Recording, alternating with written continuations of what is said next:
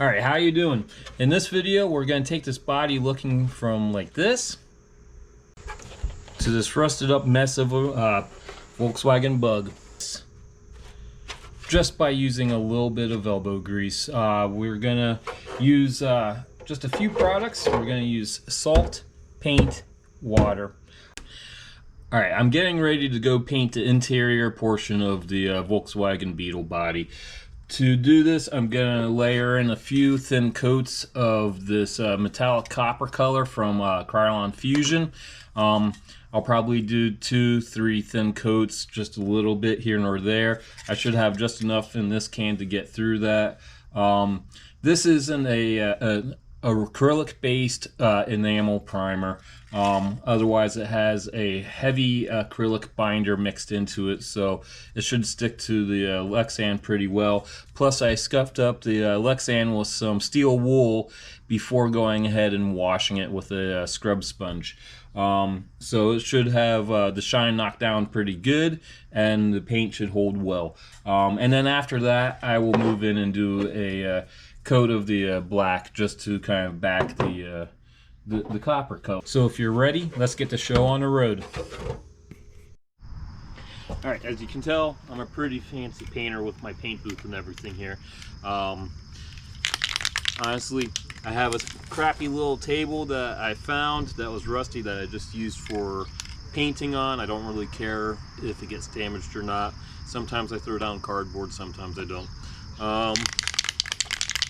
But we're going to start with a little bit of copper on the inside and thin layers. Just enough to get a tack to build it up.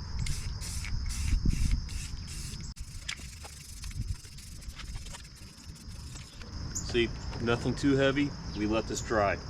Then we go back and do another layer or two until it's done.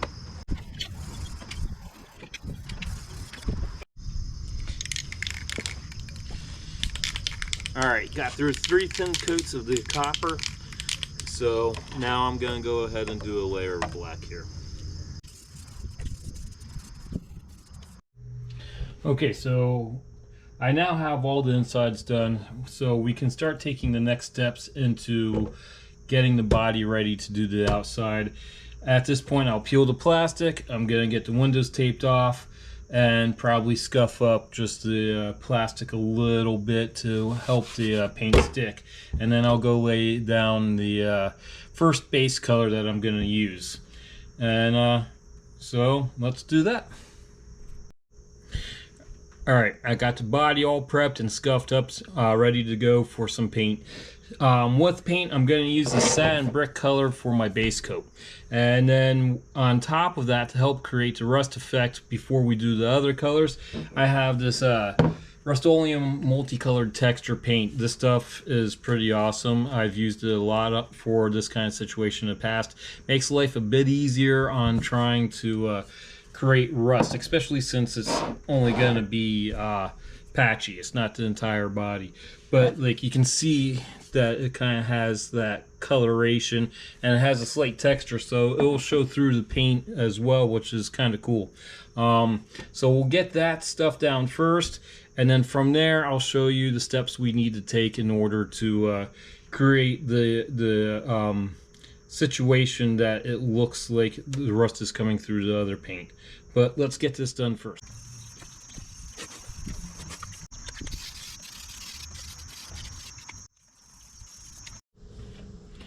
Alright, so after I had the base color down and then I put down the textured paint, which you saw was pretty high powered in the video. Once I did that, I went through and I dusted on a little bit of the brick color, a little bit of black, and a little bit of orange. In no particular order, just until I was happy, just so it has that kind of rusty look to it. But now, at this point, now that we have that done, we're going to move into the next stage, which is where we introduce the salt.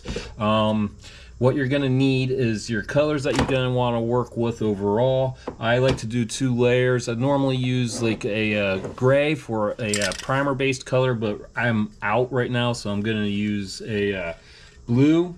and then white for my final color, almost like it was painted over from the previous color kind of situation. I think it adds like a nice little texture to it, or quality to the overall paint job. But as far as what you need tool-wise to do this is you just need two things. You need a spray bottle with water, and you need some salt. Now, it is kind of important. You need to use a coarse salt. This is extra coarse. It's a little bigger than just a coarse, but you don't want the fine. The fine is too small, and it's not going to be very effective. The coarse is a little better. It's going to block more area, and it's going to be easier to get off of the body once the paint is dry overall. So, all right, let's go and get this thing moving along.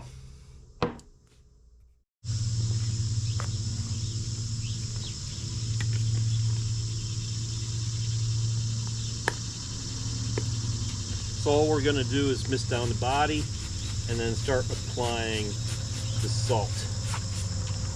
It's pretty simple to do.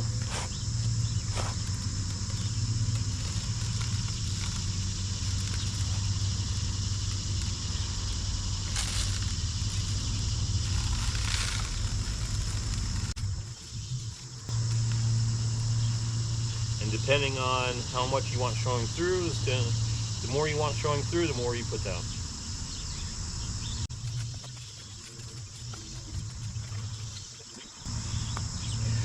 Some people will let the water actually dry at this point. Personally, I'll leave it just because it will create another kind of effect with the paint and patina. So,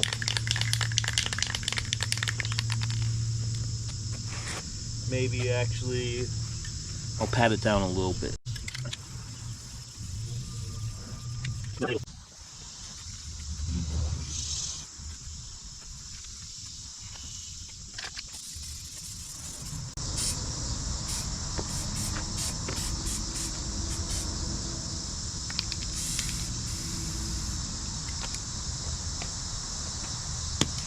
Perfect. Let's let it dry. And here we have the body without the salt on it. I'm pretty happy with how it came out. There's a lot of cool texture. The rust tones look nice in my opinion. I like the two-tone. I'm pretty happy that I actually didn't have gray and switched to a blue. I really like how this actually came out. But the whites are a little too freshly done looking, a little too clean per se. So I am gonna dirty them up a little bit with some washes. So I just use a little acrylic paint. I'll be using this Payne's Gray, and I also have some burnt sienna here, which it's not much left in this tube. But yeah, I'll just do a wash and wipe it down and just kind of dirty it up a little bit so it kind of like matches, doesn't look too clean. But yeah, let's do that. You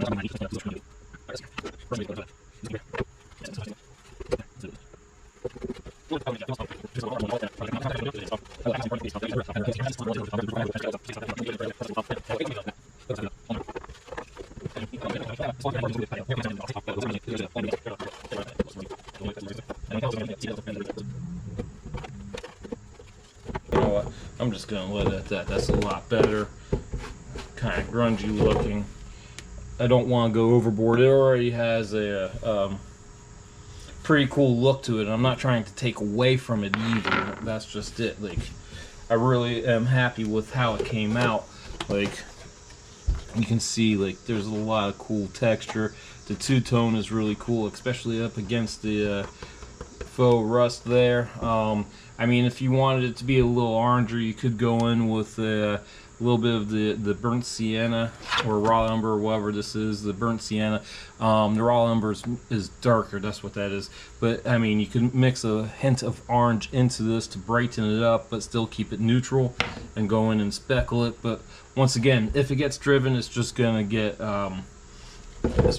whooped on. So it's gonna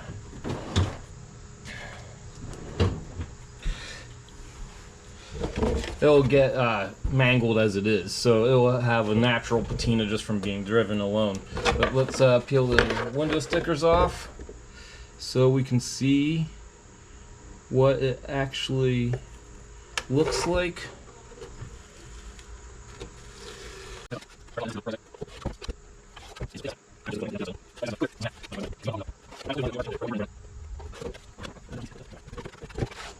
Oh yeah, look at that. She is sharp. Definitely pretty cool. I'm pretty proud of this one. And with earlier with the video, you saw I sprayed down the water, and then I patted it dry in a couple spots, but let it alone. But you can see how kind of what texture that leaves, which is pretty cool and definitely helps to the patina look. So it's not just clean. If you had to let it completely dry, you wouldn't necessarily have this texture if that's the look you're going for. So if you do want to have a little smoother in between the rust spots, yeah, I would recommend letting it dry. But personally, I like a lot of rust, and I like the patina, and I like, look there, that's pretty cool texture if you ask me. I think that looks great. But yeah, if I do put this on a crawler, I'll probably trim out the wheel wells right here, and then maybe come in a little cleaner on that, and kind of a similar spot on the back side. So there's a little bit of a fender, but not much of anything at all. I hope this video was helpful on how to do a salt patina if you're trying to learn how to do it. It's a lot of fun. It's nothing that requires being super clean and meticulous about. Like, it's actually one of the reasons why I like it is just because you don't have to be. I used an extra coarse salt for it, which, I mean, might have been a little big in my opinion, but it still works pretty well if you could just find the standard coarse size. I mean, you could use a fine. I said earlier a fine is too small, but it does make it a pain in the butt. It does get caught in the paint and doesn't like to come up, but you can create smaller details with it. To knock the salt off, all I used was a house paintbrush, a big one, that's an old one that I don't really use anymore, and just wiped it off into the garbage can. It wasn't very exciting, so I didn't film it. I mean, it would be exciting to see it go from the salt to this, but yeah, I mean, how much fun is it to watch me wipe something into a garbage can? But yeah, so that's how you do it. So if you like this kind of stuff, this kind of content, I'd ask that you hit the like button. It would be greatly appreciated, and maybe hit the subscribe button while you're at it. It will help my channel grow, and it would be greatly appreciated. But at this point, I'm going to say thank you, and I will see you next time.